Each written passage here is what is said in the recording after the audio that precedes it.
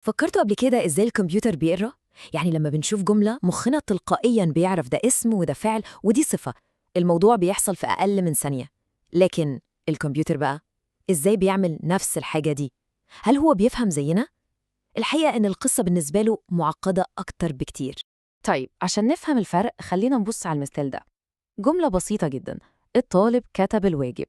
إحنا بنقراها وبنفهمها على طول، لكن الكمبيوتر لا، هو بيشوفها كده: مجموعة كلمات ورا بعض، الطالب علامة استفهام، كتب علامة استفهام، الواجب علامة استفهام. كل كلمة بالنسبة له هي لغز، صندوق مقفول، محتاج يعرف إيه اللي جواه وإيه وظيفته بالظبط. وهنا بقى بتيجي الخطوة الأولى والأساسية. قبل ما الكمبيوتر يقدر يفهم معنى الجملة كلها على بعضها، في لغز أصغر وأهم لازم يحله الأول، وهو كل كلمة من دول إيه دورها في المسرحية دي؟ هل هي البطل يعني الاسم؟ ولا الحدث يعني الفعل؟ ولا مجرد وصف؟ العملية دي في عالم البرمجة ليها اسم علمي شوية: Part of Speech Tagging، أو بالعربي تحديد نوع الكلمة. تخيلوا كده إن الكمبيوتر معاه مجموعة كروت أو tags، وعلى كل كلمة بيشوفها بيقوم لازق عليها الكارت المناسب.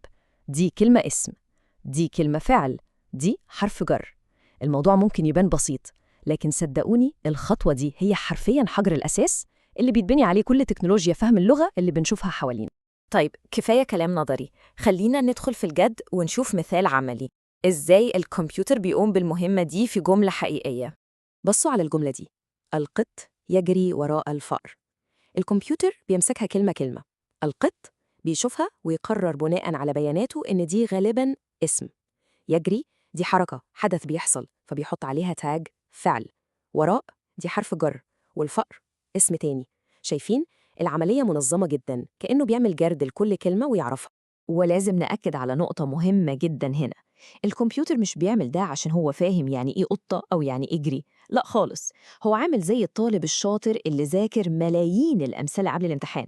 هو شاف كلمة القط في سياقات مشابهة ملايين المرات قبل كده، وتعلم إنها في معظم الأحيان بتكون اسم. كل ده عبارة عن تحليل بيانات وتعرف على الأنماط مش أكتر.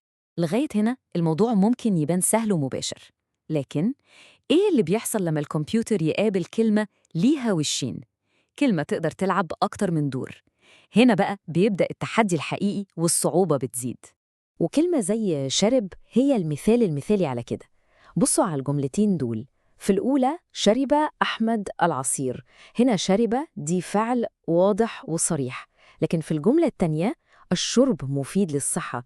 هنا الكلمة اتحولت لاسم، نفس الحروف لكن الدور اختلف تماماً. إحنا كبشر بنلقطها من سياق الكلام، لكن الكمبيوتر لازم يكون عنده طريقة منهجية عشان يفرق. طيب السؤال دلوقتي: الكمبيوتر بيعمل إيه في ورطة زي دي؟ إزاي بيحسم قراره؟ الإجابة بسيطة ومثيرة في نفس الوقت.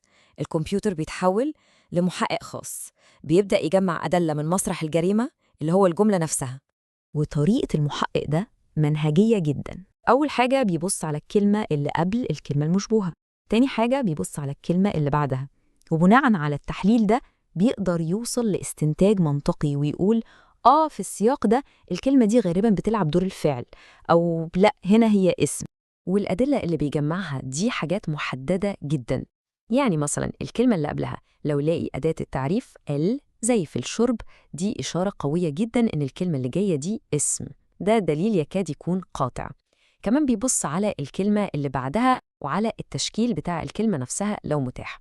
كل دي خيوط بتساعده يحل اللغز.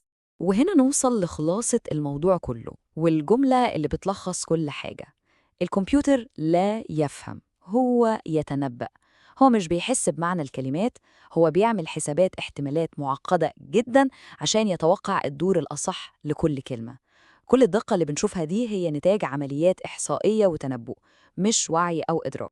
تمام، ممكن حد يسأل: وإيه أهمية كل ده؟ ليه عملية تبدو تقنية وبسيطة زي دي مهمة قوي كده؟ الإجابة إن الخطوة دي بالذات هي العمود الفقري اللي قايم عليه تقريباً كل تكنولوجيا اللغات اللي بنتعامل معاها. يعني من غير ما الكمبيوتر يعرف يفرق بين الاسم والفعل، ننسى حاجة اسمها ترجمة آلية دقيقة زي ترجمة جوجل، أو أنظمة تحليل المشاعر اللي بتعرف إذا كان التعليق ده إيجابي ولا سلبي، أو حتى المساعدين الافتراضيين زي سيري وأليكسا. كل دول عشان يفهموا إحنا بنقول إيه لازم يبدأوا بالخطوة دي، خطوة تحديد نوع كل كلمة. وده بيسيبنا في النهاية مع سؤال فلسفي كبير عن مستقبل الذكاء الاصطناعي.